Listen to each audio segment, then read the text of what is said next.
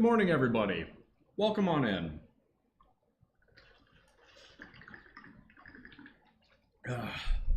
I'm your host, Bull Muscle. We got ourselves a great question today. Go ahead and read here. Aloha, Bull Muscle. I was wondering, how close do we need to get to failure on every set? How hard do I really need to lift? Is going to failure on every set worth doing, or is there some good middle ground? I'm worried that on some sets I'm loafing and that I really am missing out on peak gains. Okay, this is a great question. So, right, failure is going to happen primarily for two reasons, and it depends a lot on the workout.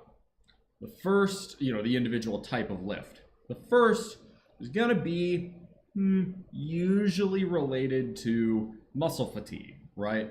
Your muscles give out and there's not enough juice left in them. They're tearing up. You get the micro tears from lifting and you're not able to do another rep, and that's failure. The second one is due to central nervous system. This is going to be a lot more common on your compound lifts where if you've lit them up, for instance, actually I set a PR on deadlift today. 405 for 8, so pretty happy about that. All-time PR is 500, so I don't have any intentions of increasing that number anytime soon, by the way, because I'm on a cut. So the fact that I'm hitting deadlift PRs on a cut is really good. But the second example is central nervous system. So this is a great example of failure right here. So I hit 8 today on 405. Waited, gave myself a solid 5-6 minute rest break after that one because I was seeing stars. But instantly on that next set, I only hit 4 on 405. And it wasn't because my muscles themselves were so fatigued that I physically couldn't put up the weight, but it was that I was starting to feel really lightheaded, and that sort of mental, that mind-muscle connection starts to break. And for me anyway, I notice it the most on squat, deadlift, power clean, full body press. Again, those big, long movement compound workouts. For me, I know, and it really does take experience, but I know when it's a central nervous system failure. And in those instances, if your CNS is saying, yo, cut it out, you can't continue to push it. There's just, you've hit your peak for the day. You got to finish the workout, but at that point, you no longer have to worry about going to failure for the rest of the workout. Just my opinion. Okay. Now, as for your question, so how close to failure should I get on every rep? Well, the answer is it depends. And I know that's not a great answer, but let me elaborate. One of the keys to trying to say this the right way. One of the keys to understanding and maximizing your lifts is understanding the purpose of every single lift you're doing. For instance, right, if you are doing just conventional barbell squats, right, the point of that is to build explosiveness and leg strength. It's also going to, as an auxiliary, build strength pretty much everywhere below the neck. That's why squats are fucking amazing. They're the best exercise you can do in the gym. Fight me if you disagree. However, right, with squats, I say you should be getting close to failure on at least, like when I say close to failure, I'm talking you're starting to get real lightheaded, or you even, collapse at the bottom of it. You can't get the weight up. At least once a workout. You should be getting damn close to that if you're not. Now, should you be doing that every set? No. The reason being because it's natural for your form to start to break a little bit as you get closer to failure. If you do that for every single set, the chance of injury multiplies. You don't want to get injured because if you do that, you're going to set yourself back and lose a lot more than, if you went to failure on every single set. So I'm not a huge fan of going to failure on every single set. There are some people who advocate for that. I wouldn't. That being said, if you are a solid 2 to 3 to 4 to 5 reps right, RIR, we're going to call that, that's reps in reserve if you don't know that term. If you're 2 to 5 reps in reserve every single set, you're loafing a bit. You should probably be in that 1 to 3 range for RIR tops. In general, that's about the sweet spot, especially if you're doing a fair amount of volume, which, given that my workouts mostly come from the 1970s, that is what I do. My workouts are very high volume. They take me a long time to complete, and that's okay. I enjoy that, and I feel as though my body responds really well to it. I do occasionally vary it. For instance, now let's talk about, this is what failure really means. And on certain exercises, the big one being squats, you really don't know your true failure point until you've tested yourself. Super squats, where you do only one set of squats, but you do it at your 10 rep weight and you do it for 20 reps and you get every single rep because you really fucking want to, that will teach you where your true failure range is. Now, just because, let's say you can do a set of 20 at 315, does that mean you can do a set of 1 at 500? Absolutely not. No, that's not how it works. With squat in particular, your failure number is going to be a lot higher than, say, deadlift or bench press, because with a squat, when you're at the top, right, this is why I say it depends on the exercise as well. When you're at the top, you can sit there breathing like a steam engine, as you should the last few reps of any squat set, with the weight either, if it's high bar on your traps or on the tops of your rear delts on that shelf you make with your upper back. If you're a low bar squatter, you can sit there for 5, 10, 15, 20 seconds if you have to before attempting another rep, and that's totally okay. Realistically though, you can't really do that with, say, a bench press, right? At the top of the bench press, your triceps are still having to support that weight up here. So you can't really do that. You can kind of do it, I guess, at the bottom. And sometimes if I'm doing a burnout set or a drop set, I will, give myself 3, 4, 5 seconds down here at the bottom, just trying to breathe as much as I can. But realistically, if you're pushing serious weight on your chest for bench press, that's not an option. The amount of oxygen you can breathe in when you've got, 300 or 250 or really more than your body weight, basically, sitting right here in the form of a bar, you'll find that breathing isn't quite as easy or quite as intuitive as it might be at the top of a squat. The same applies with the deadlift.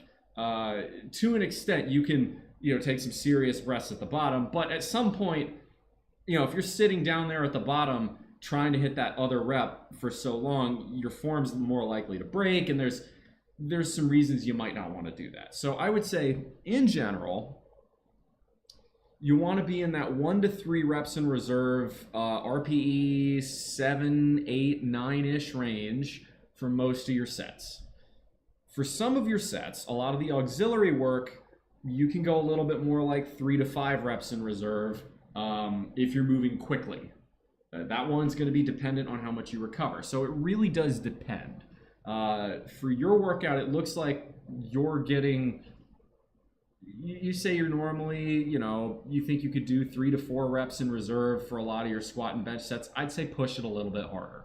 I think you don't want to, I think you might be a little bit towards the loafing side. And that's okay. It happens to the best of us. I have certainly had workouts where I've been loafing and I've caught myself. And when you catch yourself loafing like that, that's when you need to tone out all the distractions. Put on some fucking, Slayer or, heavy hardcore rap, really lock in, focus, right? And picture yourself doing the set for the amount of reps you want to hit it for, plus maybe 1 or 2 extra in your case, and then executing it, right? So this is basic sports psychology. If you visualize the success you want to see, you're more likely to see that success.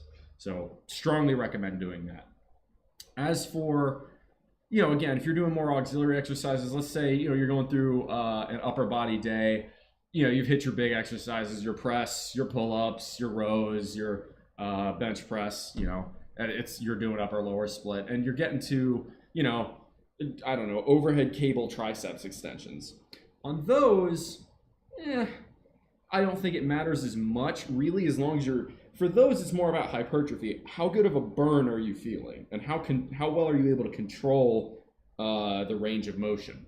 For like an overhead triceps extension, it's more important that you'd be better off taking fewer reps and going slower on the way down than you would just trying to bang out max reps for max power.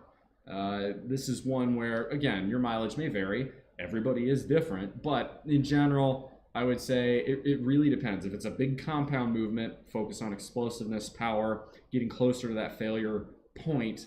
If it's meant for form or if it's meant for hypertrophy, you can probably shy a little bit further away from that as long as your form and hypertrophy stays really good.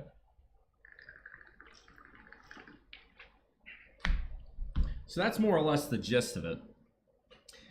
It's a good question, though. I would say you're best off hitting 1 to 3 reps in reserve for most of your big compound movements. And then the other key too is if you really want to push PRs, you better be sleeping right. Not just the night before, but the 2 to 3 nights before. And I promise you it makes a big difference. I got 8.2 hours of sleep last night. This thing actually registers heart rate variability, I think, HRV. It's either voltage or variability, I forget which. But, it said, hey, you got longer sleep, you're going to feel a little bit better today. And lo and behold, I set a PR. There have been a couple nights where, even though I got to bed at a reasonable time, I just wasn't feeling well, mostly because I ate a little bit too much fat, a little bit too close to bedtime.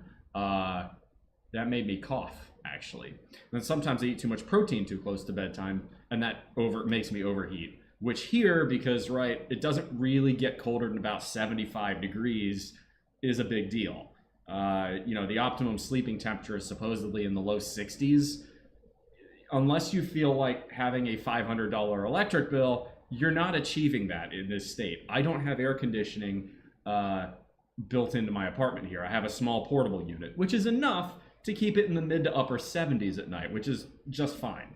I don't need it any colder than that. Really, if I'm sleeping in the 80s, I notice a difference. I don't sleep very well. I have too much muscle mass to the point where it takes me so long to cool off that to me is sort of a borderline point. But where I'm going with this is, especially in wintertime, let it get fucking cold. Save yourself the money on your heating bill if you live in a place with a less tropical climate than I do. I don't have to worry about that, obviously, right? Again, the low, I believe, last night was 76. It's almost 80 out right now. I think the high is going to be in the 80s somewhere today. It's Hawaii. The high is almost always between 80 and 90. The low is almost always between 75 and 85. There you go. It's just kind of warm here forever. Which is great in terms of, I'm going to go for a hike later today while the rest of the country is freezing its ass off. And you best believe I'm going to take pictures, probably with a middle finger, kind of laughing at the rest of the country. And you know why? Because I fucking worked hard. And I was able to come out here and I can afford living here. I don't feel bad about that. It's funny and I'm tired of pretending it isn't. But, getting back to your point, you're fine. I would say push it a little bit harder on your compound workouts. If you're in that 2, 3, 4 reps in reserve range for a lot of your auxiliaries, your hypertrophy related workouts, that's okay. And then I would say as far as pushing PRs, because really a PR should be 0 reps in reserve. It should be a 10. It should be you're going as hard as you can. Don't attempt a PR every single time you step in the gym. The temptation is there, especially when you're on a bulk, because your numbers will or should be rising. But in general, you're best off maybe for each major movement, no more than once a month on testing a PR. Really work up to that. So that way, when you smash the PR, it's going to feel really good. I'm not going to attempt a deadlift PR probably until after the New York Fashion Show. So that's what I would recommend. And again, depending on where you're at, right? If you're new, the person who wrote to me, Consultee, is not here. But if you're new, you're going to be hitting PRs every workout because of noob gains. Right after you've been in the gym for maybe a year or two, that begins to taper off. Don't expect the gains you see in your first year of lifting, if you're serious, to kind of continue in a linear pattern. That's not how it works, unless you start taking steroids, and I don't recommend doing that. If you start taking steroids, yes, your gains will continue at a much faster trajectory. However, you lose your natty card forever once you start down that route. And not that there's anything wrong with that, but be honest if you do use gear, because you can misrepresent what is possible to the layman, and that's not productive. That's not helpful. Anyway, looks like Colin, welcome on in. Looks like we don't have a whole lot in the way of chat. I'm gonna have a second stream coming up pretty shortly. I'm gonna make it 2 separate videos because I also got a consultation asking me about my thoughts on President Carter passing, because today is his ceremony, and actually it's why I have the day off. So that's why I'm able to stream to y'all in the first place. So stick around, I'll be back live in maybe 10-15 minutes tops. So I will see y'all in just a little while. In the meantime, make good decisions. Those good decisions form your actions. Those actions form your habits. Those habits form your values. And those values form an ethos to be the guide star through the rough waters of life. Much love, y'all. Come in for the hug. Shoots. See you in a little while.